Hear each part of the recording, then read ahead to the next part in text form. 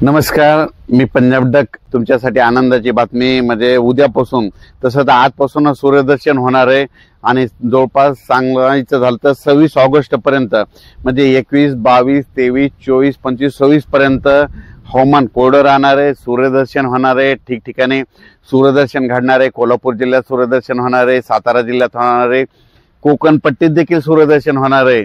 त्याच्यानंतर सातारा, सांगली, बेळगाव, कर्नाटक तिकडं मंगसुळी तिकडल्या भागात देखील सूर्यदर्शन होणार आहे। म्हणून हा अंदाज लक्षात घ्यायचा। पावसाचा जोर ओसरणार आहे, आता पाऊस पडणार नाही। जर आता पाऊस लागून झाला तर परत पाणी येईल, म्हणून तुमच्यासाठी सांगतो की सध्या तरी पाऊस येणार नाही, म्हणून कोल्हापूरकरांसाठी खास करून आनंदाची बातमी।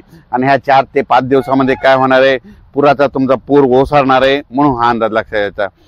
बैलपोळा आहे तर राज्यातल्या सर्व शेतकऱ्याला सांगू इच्छितो की आपण सांगितलं होतं नाही, राज्यामध्ये 21 ऑगस्टला ठिकठिकाणी महाराष्ट्रामध्ये सूर्यदर्शन होणार आहे।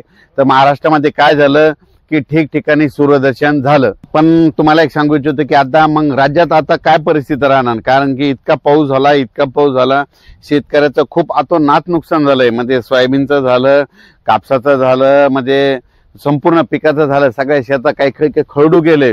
पण शेतकऱ्याला सांगू इच्छितो की आता ना जवळपास मध्ये आज 21 तारखेपासून म्हणजे सुरुवातीला आपण काय करू की पूर्व विदर्भाकडे जाऊ, म्हणजे 21 पासून पूर्व आणि पश्चिम मध्ये 6, 5, 11 जिल्ह्यामध्ये सांगतो की 21 ऑगस्ट, 22 ऑगस्ट आणि 23 ऑगस्टच्या दरम्यान म्हणजे भंडारा जिल्हा झालं, वर्धा जिल्हा झालं, नागपूर जिल्हा झालं, अमरावती जिल्हा झालं, अकोला जिल्हा, यवतमाळ जिल्हा, चंद्रपूर, त्याच्यानंतर अमरावती जिल्हा, बुलढाणा जिल्हा, वाशिम जिल्हा, हिंगोली जिल्हा आणि इकडे यवतमाळ जिल्हा।